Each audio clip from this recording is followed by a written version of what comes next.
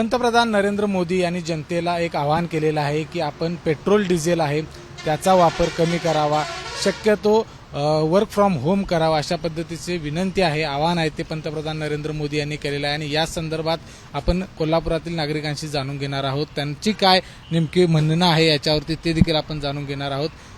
आपण बघितलं की पंतप्रधान नरेंद्र मोदी यांनी म्हटलेलं आहे की पेट्रोल आणि डिझेलचा वापर कमी करावा, तुमचं काय मत आहे?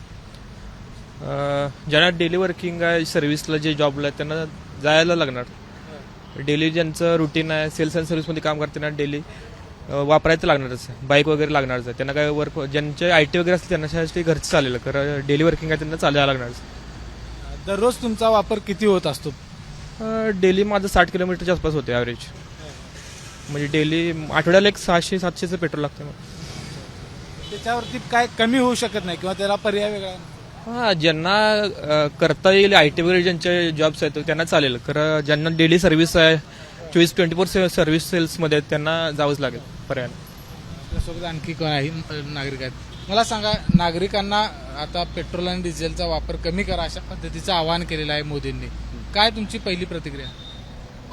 हे चालणार कसं पुढे? आता मला वाटतं कामं चालू आहेत, लोक कामावर जाणार आहे, अचानक हा घेऊन चालणारच नाही।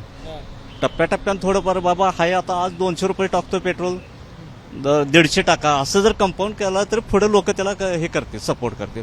हे शक्य नाही, 99% शक्य नाही, होणार नाही। कारण आज मी इथला कर्मचारी आहे, आमचं काय भवितव्य पुढं? जर ही आता तुम्ही बंद करायला लागला, म्हणजे ऍक्च्युली तुम्हाला पूर्ण बंदच करायचं आहे पेट्रोल डिझेल घेणं। आम्ही काय करायचं? आम्ही कर्मचारी जवळ लाखो कर्मचारी आहे या भारत देशामध्ये, आम्ही काय करायचं? आमचं संसार काय करायचं? हे पण विचार करावा पंतप्रधान साहेबांनी। आपल्यासोबत आणखी काही या ठिकाणी महिला आहेत, त्यांच्याकडून देखील जाणून घेऊयात की नेमकी काय त्यांची या सगळ्या संदर्भातलं म्हणणं आहे। मोदींनी म्हटलेलं आहे की पेट्रोल डिझेलचा वापर हा कमी करावा, काय तुमची प्रतिक्रिया आहे? कमी करावा हे तर योग्यच आहे, म्हणजे त्यांनी दूरदृष्टीचा विचार करून पुढे जाऊन आपल्याला त्रास होऊ नये ह्याचाच विचार करून मोदीजींनी हा निर्णय घेतलाय।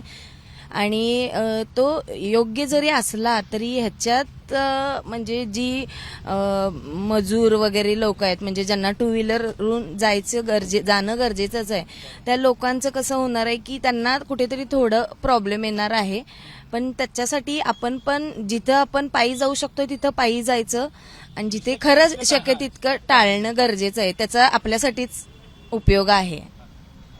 आपण बघितलं की या सगळ्या नागरिकांचं म्हणणं आहे की शक्य तिथं जर टाळता येणं शक्य असेल तर त्या ठिकाणी टाळणं खूप गरजेचं आहे। कारण हा जो निर्णय घेतलेला आहे, कारण हा जे आवाहन केलेलं आहे पंतप्रधान नरेंद्र मोदी यांनी, हे संपूर्ण भारतीयांसाठी आहे, भविष्यामध्ये कुठलीही अडचण येऊ नये याच्यासाठीच हे आवाहन आहे। मात्र संमिश्र प्रतिक्रिया या देखील पाहायला मिळतात, कारण ज्यांचं फील्डवरती ऍक्च्युली काम आहे त्यांना तर फील्डवरती जावंच लागणार आहे। IT क्षेत्र असेल किंवा इतर क्षेत्रातील जे कर्मचारी आहेत ते वर्क फ्रॉम होम करू शकतात, मात्र ज्यांचं फील्डवरचं काम आहे ते काय करणार, असा देखील प्रश्न या ठिकाणी उपस्थित केला आहे। विजय केसरकर, ABP माझा, कोल्हापूर।